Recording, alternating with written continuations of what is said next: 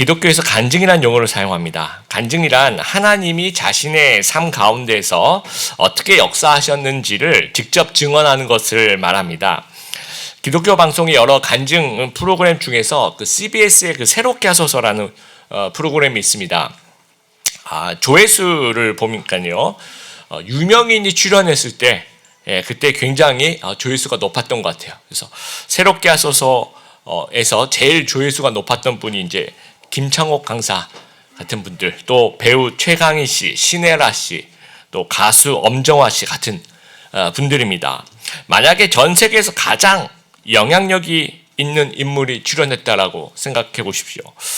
전 세계에서 가장 많은 인스타그램 팔로워를 가진 분 좀 찾아봤습니다. 그랬더니 축구 선수 호날두 선수가 6억 7천만 명의 팔로워를 거느리고 있었습니다. 우리나라는 아무래도 이제 BTS라든지 블랙핑크라든지 이런 어떤 가수들이 굉장히 많은 팔로워를 거느리고 있었습니다. 이런 분들이 만약에 간증 프로그램에 출연한다 그러면 굉장히 많은 사람들이 엄청난 관심을 가지고 조회수도 굉장히 올라갈 거라고 생각합니다. 이런 일이 이제 기원전 570년경에 있었다는 겁니다. 당대 최고 파워 인플루언스 최강국 바빌론 왕 느부갓네살 왕이 지금 간증을 하는 그런 내용입니다. 그래서 다니엘 4장은 느부갓네살 왕의 1인칭 고백록이라고 얘기할 수 있습니다. 1절에 보면 우리가 전부 다 읽어야 되겠지만요. 1절에 보면 이제 왕이 조서를 내립니다. 그 조서 내용이 이제 2절에 지극히 높으신 하나님이 내게 행하신 이적과 놀라운 일을 내가 알게 하기를 즐겨하노라 라고 얘기를 합니다. 그러니까 조서 내용이 간증이라는 거예요. 자신이 경험했던 하나님과의 일을 모두에게 알리고 싶어 했다라는 겁니다. 그러면서 3절에 참으로 크도다 그의 이적이요 참으로 능하도다 그의 놀라운 일이요 그의 나라는 영원한 나라요 그의 통치는 대대에 이르리로다 라고 얘기하면서 하나님을 찬양하고 있습니다. 이 구절만 보면 이제 느부갓네살이 정말 회심했을까라고 이제 생각이 되는데요. 8절에 보면 내 신의 이름을 따라라는 구절이 나와요. 내 신의 이름을 따라 다니엘 벨드사살이라고 부른다라고 이제 얘기를 하는 거 보니까 그 내 신은 이제 하나님이 아니라 그들이 이전에 섬기고 토속신을 얘기하는 거겠죠. 그래서 이제 잘 모르겠습니다. 아직은 애매합니다. 나중에 천국 가서 한번 물어보고 싶습니다. 그러나 전 세계 최고의 권력자가 이제 간증을 해요. 이 자체가 아주 엄청난 파급력이 있는 것 같습니다. 느부갓네살 왕이 꿈을 꾸고 다니엘이 해석하는 이 장면이 전에도 한번 있었죠. 본문을 포함해서 다니엘서 전체에 이제 2번 있는데요. 첫 번째 꿈은 이제 2장에서 큰 신상이 서 있는데 머리는 금이고 그 밑으로는 은이고 뭐 노시고 뭐 그 기억나시죠? 그런 꿈을 꿨는데 그때는 꿈의 내용을 가르쳐 주지 않고 한번 너희가 해석해 보라 이제 이랬습니다. 지금은 두 번째 꿈, 오늘 이제 우리가 읽었던 본문에 나와 있는 이 꿈은 내용을 알려줘요. 그리고 난 다음에 해석을 요구합니다. 어떤 꿈이었는가, 또 꿈의 해석은 무엇이고 하나님께서 이 꿈을 주신 이유는 무엇인지 세 가지로 좀 생각해 보았으면 좋겠습니다. 첫 번째, 내가 이루었다고 착각하면 안 되는 것입니다. 3장에 우리가 풀무불 사건 이후에 한 20년 정도 흘렀다라고 생각됩니다. 4절에 보니까 나 느부갓네살이 내 집에 편히 있으며 내 궁에서 평강할 때라고 얘기를 해요. 편히 쉬면서 평강을 누렸다. 아마 느부갓네살 왕은 초창기에는 전쟁하느라고 쉬지를 못했을 겁니다. 아마 이제 후반기를 접어드는 거죠. 사방의 적을 다 제압하고 제국의 안정기를 접어들었습니다. 동쪽으로는 이제 뭐 엘람이라든지 메대, 남쪽으로는 이집트, 북쪽으로는 아수르, 서쪽에는 이제 유다와 지중해 섬들, 뭐 드로 같은 부분들 다 평정을 했다라는 거예요. 그래서 긴 정복 전쟁을 다 마치고 왕의 나이가 아마 60대 한 중반 정도 되지 않았을까 생각을 하고요. 다니엘도 한 50대 초반 정도 되지 않았을까 생각합니다. 꿈에서 큰 나무가 등장하는데 여러분 그 세콰이어 같은 그런 나무 보신 적 있으시죠? 아마 그런 것과 같은 그런 뭐 100m 이상을 자라는 뭐 그런 나무 있지 않았을까 생각합니다. 그런데 이제 그 나무에 크고 높고 그러니까 나무 자체가 아주 크고 높고 잎사귀가 아주 많고 거기 열매가 맺히는데 새들이 깃들고 그늘 밑으로 들짐승들이 와서 이제 같이 사는 거예요, 아주. 네, 그래서 22절에 이 남은 곧 왕이시다라고 이제 얘기를 합니다. 그러니까 바벨론 제국이 이제 이건 신바벨론이죠. 신바벨론 제국이 총 한 70년 정도 그 역사를 가지고 있다라고 보면 그 중에서 그 70년 중에 느부갓네살이 43년을 통치를 합니다. 그러니까 거의 제국 그 자체인 거죠, 느부갓네살이. 그 이후에는 이제 쇠퇴의 길을 점점 가면서 이제 망하게 되는 거예요. 그래서 크리스토퍼 라이트라는 교수님은 느부갓네살을 이제 별명을 건설자 느부갓네살이라고 붙입니다. 제국을 건설하고 문화를 건설하고 정부를 건설하고 도시를 건설했다. 그래서 정복자, 건설자 느부갓네살이라고 얘기해요. 수많은 백성과 나라와 관리와 신하와 군인과 상인들 등등이 느부갓네살의 영향력 아래에서 이제 생활하고 있는 겁니다. 사람이 형통할 때 가장 위험한 이유가요. 첫 번째는 이제 교만은 형통할 때 자라납니다. 사람들은 실패를 할 때 그 원인을 다른 사람 때문에 실패했다, 또는 상황이 불리해서 하면서 이제 좀 다른 곳에서 이유를 좀 찾으려고 해요. 그런데 성공하면요, 그 공을 좀 내가 취하려는 경향이 우리 모두에게 있습니다. 그러니까 이제 교만이 싹트는 거죠. 그리고 하나님은 교만을 정말 싫어하십니다. 잠언 16장 18절 한번 같이 읽어보겠습니다. 시작. 교만은 패망의 선봉이요 거만한 마음은 넘어짐의 앞잡이니라. 야고보서 4장줄을 읽겠습니다. 하나님이 교만한 자를 물리치시고 겸손한 자에게 은혜를 주신다라고 이야기를 합니다. 이제 사도행전 12장을 가면 헤롯 왕이 이제 연설을 해요. 연설하는데 사람들이 와 멋있다라고 이제 환호하는 그 장면에서 23절에 한번 같이 읽겠습니다. 시작. 그러나 헤롯이 하나님께 영광을 돌리지 않았기 때문에 주님의 천사가 즉시 헤롯을 내리쳐서 헤롯은 벌레에 먹혀 죽고 말았습니다. 그러니까 하나님이 이만큼 교만을 싫어하신다라는 겁니다. 4세기에 이제 사막 교부들이 있어요. 사막에서 이제 수도원 영성을 지녔던 분들이신데, 영성 훈련하면서 우리 내면에 있는 죄들의 목록을 한번 정리를 해본 거예요.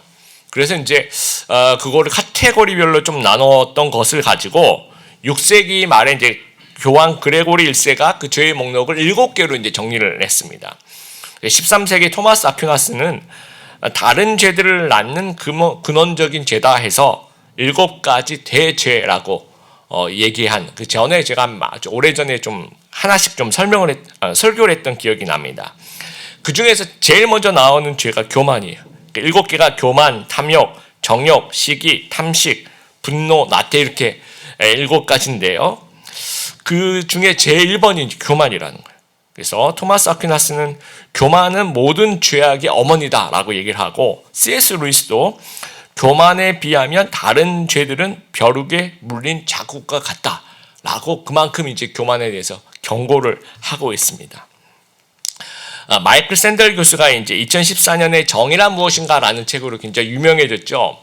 그 이후에 2020년에 이제 공정하다는 착각이라는 책이 나오는데요. 이 책에서 이제 얘기하는 것이 뭐냐면 능력주의 함정에 대한 이야기를 좀 하고 있는 겁니다. 성공이 과연 온전히 내 덕분인가? 내가 열심히 해서, 내가 재능이 출중해서 내가 성공했는가라는 부분에 대한 의문을 제기하고 있는 거예요. 그러니까 미국도 이제 학벌 중심의 구조다 보니까 어떻게 보면 뭐 상위 대학이라고 얘기하는 그 대학에 어떤 학생들이 가는지를 조사해 봤더니 주로 상위 계층의 좋은 부모와 좋은 환경에 영향을 받은 사람들이 많이 가더라라는 거예요. 그래서 이 책은 이제 출발선이 다른 상황에서 시험만 공정하면 그게 정말 공정한가? 라는 것에 대한 문제를 제기를 하고 있습니다. 그래서 재능과 능력이라는 것도 어떻게 보면 가정 환경에서, 타고난 지능에서, 또 시대적 상황에서, 사회적 구조에서 온 덕을 보고 있는 거라는 거죠. 어떻게 보면 운이 좋았다라고 얘기할 수 있다라는 겁니다. 그래서 결론을 내리는 부분이 우리가 좀 성공에 대한 교만과 오만을 버리고 좀 겸손해야 된다, 그 얘기를 저자는 하고 있습니다. 당시 하나님도 마찬가지예요. 국제 영세를 사용하셔서 이스라엘을 징계하기 원하신 거죠. 그때 도구로 사용된 것이 이제 바벨론이란 나라, 또 느부갓네살이라는 그런 탁월한 그런 지도자를 하나님께서 도구로 사용하시고 회초리로 사용하셨다라는 거예요. 그러니까 느부갓네살 입장에서는 자신의 힘으로 이룬 제국이 아니라 하나님의 허용과 하나님의 주권과 하나님의 인도하심과 하나님의 도우심으로 이룬 제국이라는 겁니다. 느부갓네살도 이제 자기가 교만했다라는 것을 이제 고백을 합니다. 그래서 제일 4장 이제 마지막 절이죠. 37절에 제일 마지막 부분에 이렇게 얘기해요. 교만하게 행하는 자를 그가 능히 낮추심이라. 그러니까 자기 얘기를 하고 있습니다. 내가 교만해서 하나님 나를 낮추셨다라는 얘기를 하고 있습니다. 그럼 어떻게 교만한 사람을 낮추셨습니까? 23절에 이제 순찰자, 거룩한 자라는 표현이 나옵니다. 우리 쉬운 성경에서는 거룩한 감시자라고 되어 있는데 표현이 되게 번역을 잘했습니다. 왜냐하면 그 원어에는 이 성경에 딱 3번 나오는 이 단어, 다니엘 4장에만 딱 3번 등장하는데요. 왓처라고 해야 될까요? 예, 그러니까 지켜보는 사람, 감시자라고 표현을 하는 게 좋을 것 같습니다. 그리고 홀리라는 단어가 있으니까 거룩한 감시자라는 표현이 되게 좋은 것 같습니다. 그래서 이게 누굴까라고 이제 고민을 하는데 아마 느부갓네살은 이제 그 당시에는 이제 뭐 유대교와 기독교에 굉장히 익숙했던 사람이 아니기 때문에 느부갓네살 왕의 입장에서는 이제 천사라고 얘기하기보다는 이런 식으로 얘기했을 거라고 이제 학자들은 많이 생각을 합니다. 그러니까 하나님의 명을 받아 집행하는 하늘의 존재. 그러니까 하나님이 일하는 거죠. 어떻게 보면 거룩한 감시자가 한 행동이 큰 나무를 베어버리는 거예요. 그래서 이 큰 나무가 베어진다라는 것이 하나의 상징이죠. 그 교만을 꺾어버리는 겁니다. 그래서 큰 나무 느부갓네살은 어떤 형태로 쓰러졌는가라고 하는데요. 그 25절에 소처럼 풀을 먹으며 7대를 지냈다라고 합니다. 지금 이제 윌리엄 브레이크가 라는 화가가 1795년에 그린 그림 제목이 느부갓네살입니다. 이 느부갓네살 지금 다니엘 4장을 묵상하면서 아마도 느부갓네살이 이런 모습이었을 것이다 라고 생각하고 이제 그린 그림입니다. 그래서 성경이 묘사하는 증상은 자신을 짐승이라고 착각하고 들판에서 생활하는 거죠. 그래서 현대의학에서는 뭐 난광종이라든지 또는 보안트로피라든지 그런 단어를 씁니다. 그러니까 희귀한 정신질환의 일환인데 환자가 자신이 소라고 믿고 소처럼 행동하며 풀을 먹는 망상장애라고 합니다. 어떤 분들은 나는 밥만 먹으면 조금 누워서 자고 싶은 생각이 있는데 나도 이런 증상일까라고 이제 농담 반 진담 반 말씀하시는 분들도 들었습니다.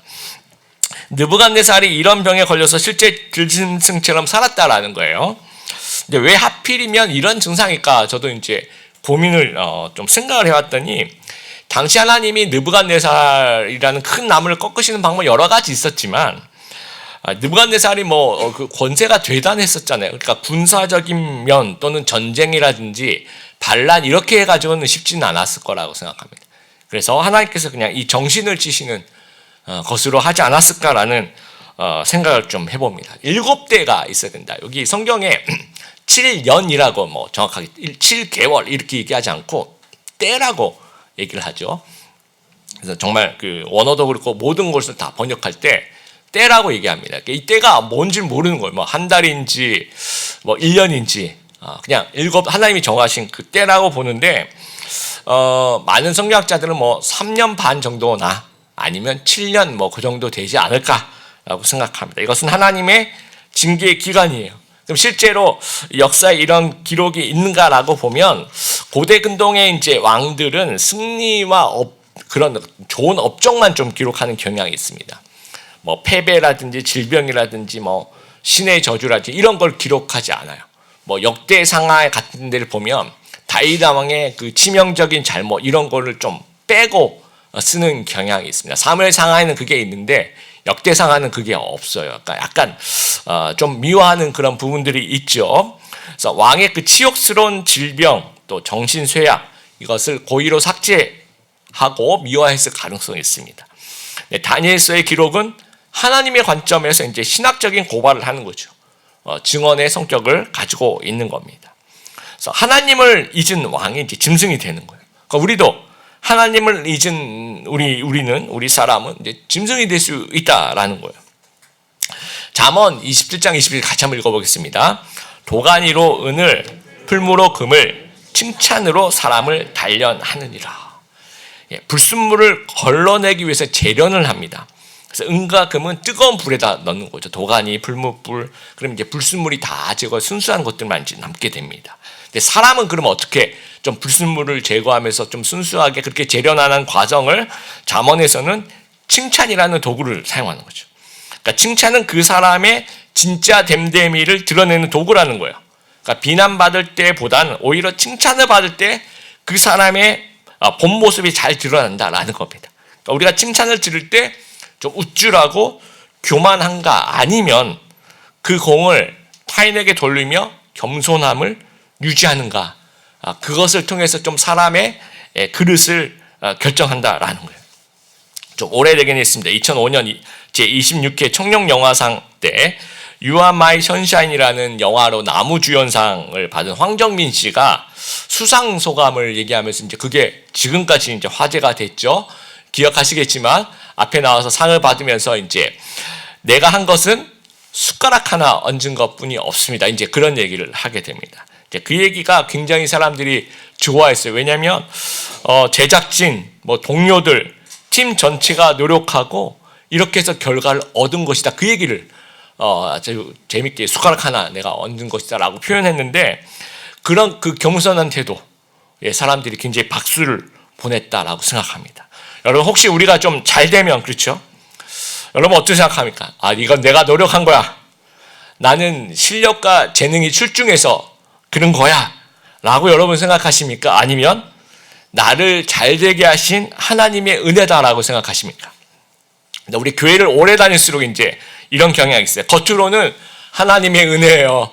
라고 생각하면서 속으로는 아주 속 깊숙이를 들여다보면 내가 다 한 거예요. 하나님은 숟가락 얹으셨지만 내가 다 하셨어요. 그렇게 생각하는 경향도 있는 거예요. 여러분 우리의 잘됨과 성공은 전적인 하나님의 은혜입니다. 동의하십니까? 그래서 이 하나님이 나에게 이렇게 은혜 주신 이유가 있을 거야. 이걸 가지고 하나님을 더 사랑하고 이걸 가지고 이웃을 더 사랑하는 그런 청지기적인 위임을 우리에게 주셨다라는 것들을 우리가 좀 기억하게 되길 바랍니다. 두 번째, 경고를 그냥 흘러버리면 안 됩니다. 우리 이제 28절하고 29절 여러분 보세요. 이 일이 다 나 느부갓네살 왕에게 임하였느니라 하면서 바로 임한 게 아니라 29절 보니까 12달이 지난 후에라고 이제 얘기를 하고 있어요. 내가 바벨론 왕궁 지붕을 거니면서 들짐승처럼 7대를 보낸다라고 이제 경고를 했는데 1년 동안은 일어나지 않았다는 겁니다. 그 얘기가. 1년 후에 그런 일이 일어났다라는 거죠. 하인리히의 법칙이라는 것이 있습니다. 허버트 윌리엄 하인리히라는 사람이 미국 트래블러스 보험사에 근무를 하면서 산업재해 자료를 한 7만 5천 건 이상을 분석을 해봤어요.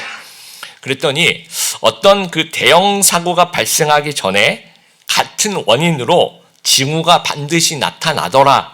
근데 아주 많이 나타나더라 하는 것을 이제 정리를 한 겁니다. 그러니까 하나의 중대 사고, 메이저 인저리라고 얘기하는 하나의 중대 사고, 대형 참사, 큰 재해가 일어나면 그 전에 29개의 그 마이너 인저리스, 그러니까 경미한 사고가 발생한다라는 거예요. 또 그 전에 300번의 아주 니얼 미시스라고 얘기하는 그 사소한 사건이라고 얘기해야 될까요? 사고로 이어지지 않는 위험 징후들이 이제 사람은 다친 사람은 없지만 그런 사고들이 발생하는 것이 300번이 발생하는 거죠. 그러니까 300번의 그 위험 신호가 일어났을 때 어떻게 됩니까? 그때 보완하고 조심하면 29번의 그 사건 사고들은 일어나지 않았을 거예요. 근데 29번의 그 작은 사고 때 보완하면 대형 참사가 일어나지 않는 거죠. 대형 사고는 갑자기 일어나는 것이 아니라 이미 누적된 작은 위험의 신호의 결과라는 겁니다. 여러분 느부갓네살에게 하나님은 몇 번 경고하셨을까요? 한 번만 경고해도 충분해요. 정말 그 아주 강렬하게 한 번만 경고해도 충분한데 어떻게 보면 처음에 여러분 다니엘 2장에 이제 첫 꿈을 해몽할 때도 되게 비슷한 장면이나 큰 신상이 뜨인 돌이 와가지고 이제 와서 그걸 치죠. 바위가 그래서 완전 산산조각이 나는 그런 꿈 자체를 해몽을 또 하면서 교만하지 말라는 그 메시지를 주죠. 그리고 첫 꿈 해몽 후에 한 32년이 지금 지난 상태입니다. 그 다음에 두 번째 경고는 아마 다니엘 3장의 그 두라 평지에 자신의 그 황금 신상을 또 세우잖아요. 그랬을 때 이제 다니엘의 세 친구가 풀무불 속에 들어갔다 나오고 이제 이런 과정을 거치면서 하나님이 대단하시다라고 하면서 그때에도 아마 두 번째 경고였을 거라고 생각합니다. 그래서 오늘 본문은 제가 볼 때 세 번째 경고, 두 번째 꿈이 나타나서 또 그러면 안 된다라고 얘기를 합니다.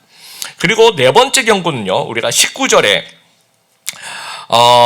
다니엘이 이제 이렇게 얘기합니다. 내 주여 그 꿈은 왕을 미워하는 자에게 응하며 그 해석은 왕의 대적에게 응하기를 원하나이다. 여기서 저는 다니엘이 참 목회적인 분이다라는 것을 배울 수 있어요. 어떻게 그 꿈을 해석하면서 왕을 위로하면서 또 이렇게 전달할 수 있을까? 정말 배워야 될 부분들이 많은 것 같습니다. 그래서 다니엘의 그 목회적 관심과 예언자적 용기를 왕에게 다시 한번 얘기하면서 이것이 저는 네 번째 경고라고 생각하고, 다섯 번째 경고가 이제 12개월 동안의 그 하나님의 인내 시간이었을 것 같아요. 그 12개월 동안 하나님은 느부갓네살 왕이 좀 회개하고 정말 그런 교만을 내려놓고 하나님 앞에 예배하기로 아마 원하셨던 것 같아요. 그래서 그 12개월을 참으셨던 것 같습니다. 근데 1년 동안 왕은 변했습니까? 아까 이제 우리가 29절 12달이 지난 후에 내가 바벨론 왕궁 지붕에 거닐세, 그 왕궁 지붕이 바벨론 하면 이제 그 고대 여러 가지 그 신비한 고대 7대 불가사의 중에 하나가 이제 공중정원이라고 합니다.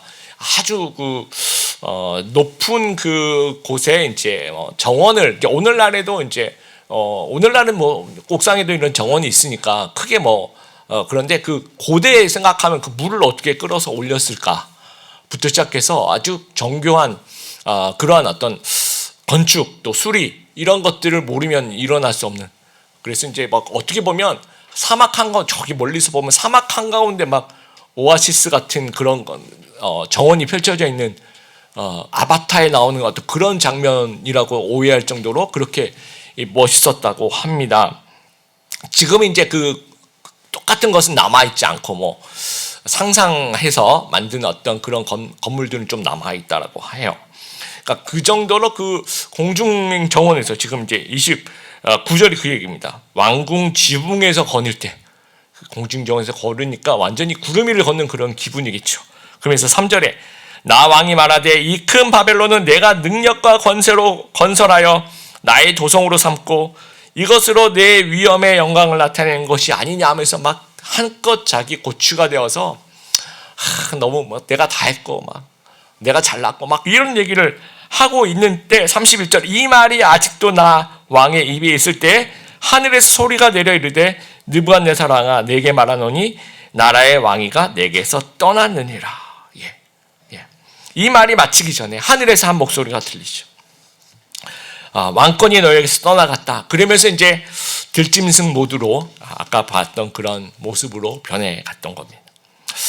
구약 성경에 보면 이제 경고를 받았을 때 두 종류의 반응이 있죠. 첫 번째, 롯이 사위될 사람들에게 지금 소돔과 고모라가 망하니까 지금 빨리 나가자라고 경고했을 때 어떻게 했습니까? 그들이 농담으로 이겼다는 거예요. 안 듣습니다. 같이 나가지 않습니다. 그런 부류가 있고, 또 하나는 요나가 니느웨 사람들에게 경고를 해요. 좀 있으면 이 성이 망한다. 그랬을 때 니느웨 사람들 어떻게 반응했습니까? 전부 다 베옷을 입고 금식하면서 회개해요. 그러면서 하나님의 진노가 임하지 않습니다. 우리는 둘 중에 어떤 반응이냐라는 거예요. 농담으로 여기고 별로 듣지 않는 그런 모습인지 아니면 듣고 반응하느냐라는 거예요. 경고는 하나님의 배려입니다. 경고를 무시하는 것은 하나님의 배려에 대한 무시인 거예요. 하나님은요, 우리에게 정말 인내하시는데 기한이 있어요. 무한대는 아닙니다. 무기한은 아닙니다. 하나님 오늘도 우리에게 이제 경고를 하시는데 어떤 루트로 경고하실까요? 뭐 다양한 방법으로 경고하실 거예요. 하나님의 말씀을 통해서, 뭐 설교를 통해서, 또 여러분 성경을 읽으실 때 통독을 통해서, 큐티를 통해서, 또 우리의 마음속에 뭐 우리 성도들은 그런 거 있잖아요. 뭐 내가 이러면 안 될 것 같은데라고 생각되는 거, 뭔가 찜찜한 마음이 있을 때, 그리고 또 주변 사람들이 스쳐 지나가는 그런 말들, 그런 어떤 공통되는 그런 말들일 수도 있고요. 이 모든 어떤 작은 것 하나라도 흘려듣지 않고 이게 경고이구나라고 그걸 느낄 수 있다면 정말 지혜로운 사람인 거죠. 그래서 우리 성도님들 이런 지혜로운 사람들 되시길 바랍니다. 그래서 그 경고를 들을 때 그렇구나, 지금 내가 회개하고 하나님께로 다시 돌아가야 되겠구나라고 생각할 수 있는 우리 성도님들 되었으면 좋겠습니다. 마지막 세 번째, 시선이 바뀔 때 이제 비로소 회복이 시작됩니다. 26절에 이제 그릇토기를 남겨두라라고 얘기를 해요. 그릇토기를 왜 남겨뒀을까요? 하나님이 회복의 여지를 남겨두시는 거죠. 그래서 언제든 하나님께서 그 그릇토기를 통해서 다시 한번 또 자라게 하시고 회복시키시기 때문에, 그렇기 때문에 이제 그릇토기를 남겨두라고 합니다. 근데 이제 언제 회복을 시키십니까? 우리의 시선이 바뀔 때라는 거예요.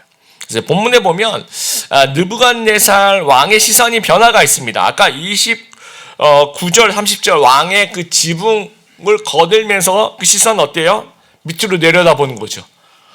그러니까 지붕에서 나의 영역, 또 나를 바라보는 거, 나의 업적을 바라보는 거죠. 내가 이런 거 다 했다라는 것을 바라볼 때 교만이 싹 트면서 실패를 경험합니다.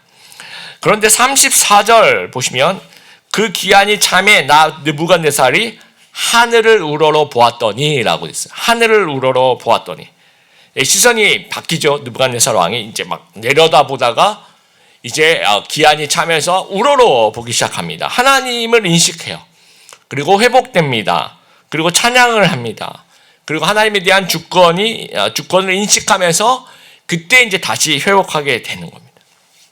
그 윌리엄 제임스라는 하버드 대학 교수요, 심리학의 아버지라고 얘기하시는 분이 아주 유명한 말을 남겼죠. 마음이 바뀌면 태도가 바뀌고, 태도가 바뀌면 행동이 바뀌고, 행동이 바뀌면 인생이 바뀐다. 그러니까 느부갓네살 왕의 그 관점과 시선에 따라서 실패와 회복이 결정되는 거죠. 느부갓네살의 마음이 바뀌고 시선이 바뀌는 거죠. 우러러봅니다. 그러면서 찬양의 태도가 되고, 행동이 변하게 되고, 회복이 되고, 그러면서 이제 인생이 바뀌게 되는 겁니다. 우리의 시선은 어떤 방향, 어디를 향해서 지금 보고 계십니까? 여러분 내려다보고 있습니까? 아니면 우러러보고 있습니까? 어떤 문제가 생겼을 때 우리가 내려다보는 모습은 어떤 모습이냐면 문제 그 자체를 바라보고 있는 거예요. 또는 문제를 해결할 다른 도구를 막 바라보고 있는 거죠. 그리고 어떤 사람은 그 문제를 회피해서 전혀 다른 걸 보고 있을 수도 있는 겁니다. 그게 다 내려다보고 있는 거죠. 우러러보는 것은 무엇입니까? 하나님만이 나의 도움이시다라는 것을 고백하는 거예요. 그래서 시편 121편 1절을 같이 한번 읽어보겠습니다. 시작. 내가 산을 향하여 눈을 들리라. 나의 도움이 어디서 올까? 나의 도움은 천지를 지으신 여호와에게서로다. 그래서 위기의 순간, 삶의 회복이 필요한 그 순간, 그 첫 번째 스텝이 위를 바라보는 거. 나의 도움이 어디서 올까? 나의 도움은 천지를 지으신 여호와에게서 오다라고 시선을 하나님께로 향할 수 있는 그런 우리 성도님들 다 되었으면 좋겠습니다. 말씀을 좀 마무리하면서 아까 보았던 그 윌리엄 브레이크의 그림을 다시 한번 좀 우리가 보았으면 좋겠습니다. 윌리엄 브레이크는 이제 시인이자 화가이자 판화가이자 아주 신비주의 사상가이면서 동시에 성경을 굉장히 열심히 또 묵상하는 사람이었어요.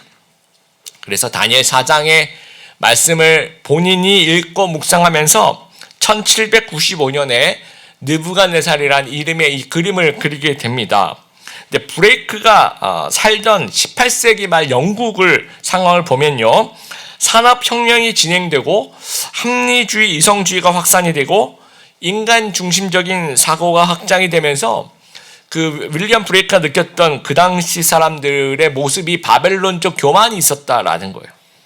그래서 윌리엄 브레이크는 느부갓네살은 단순한 역사적인 인물이 아니다라고 생각하는 거죠. 느부갓네살은 하나님 없이 스스로를 높이는 모든 사람을 상징하는 사람이다라고 생각했던 거예요. 그러니까 이 그림의 주인공은요, 자신을 절대화한 그 느부갓네살이라는 그 인간을 상징하면서 동시에 극단적인 인간 타락을 시각한 인물이라고 생각을 하는 겁니다. 또 이 그림의 주인공은 하나님을 잊은 우리 모두라고 생각하는 거예요. 어쩌면 나 자신의 모습일 수도 있는 겁니다. 화가 자신의 모습일 수도 있고요, 우리의 모습일 수도 있다라는 거예요. 그래서 하나님을 잊은 왕이 짐승이 되듯이 하나님 없이 높아진 인간은 결국 짐승으로 전락한다라는 것들을 우리가 좀 기억하면서 하나님 앞에서 좀 겸손하고 모든 것이 하나님의 은혜임을 진심으로 좀 우리가 고백했으면 좋겠습니다.